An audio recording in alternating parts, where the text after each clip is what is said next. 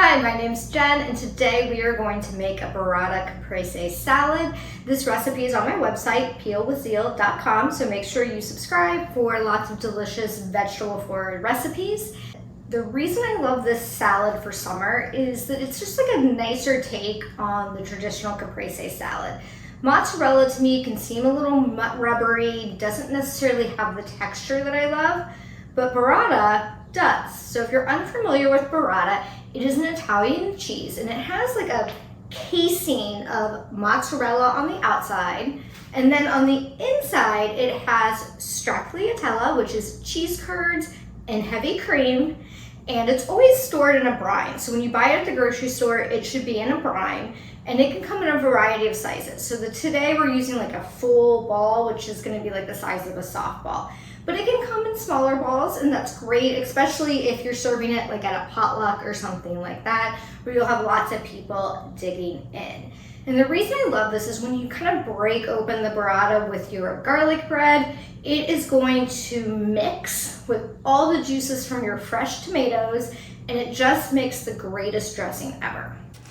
So starting off, we are going to slice our heirloom tomatoes. Now I like to use colorful tomatoes. You can use any size. You can use cherry tomatoes. You can use big beefsteak tomatoes.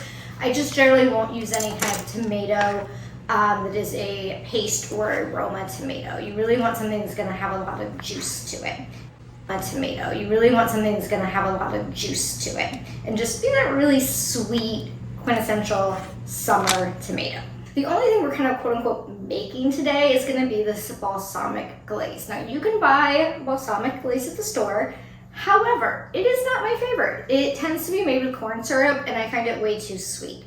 And it kind of lacks the complexity that I want from a really good balsamic.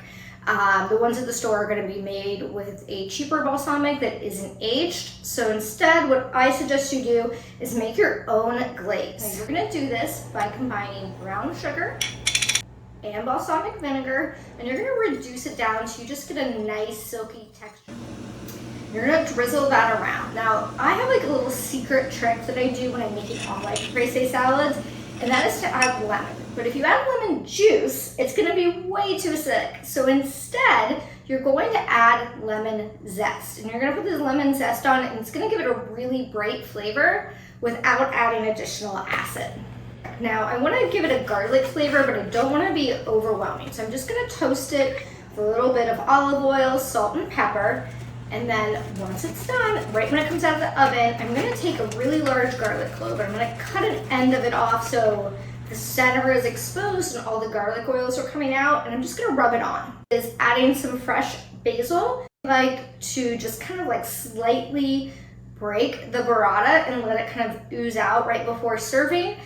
So everybody can kind of get an idea of what the dish is about. And remember that burrata should always be served at room temperature. So you want to let it sit out 30 minutes before you serve it.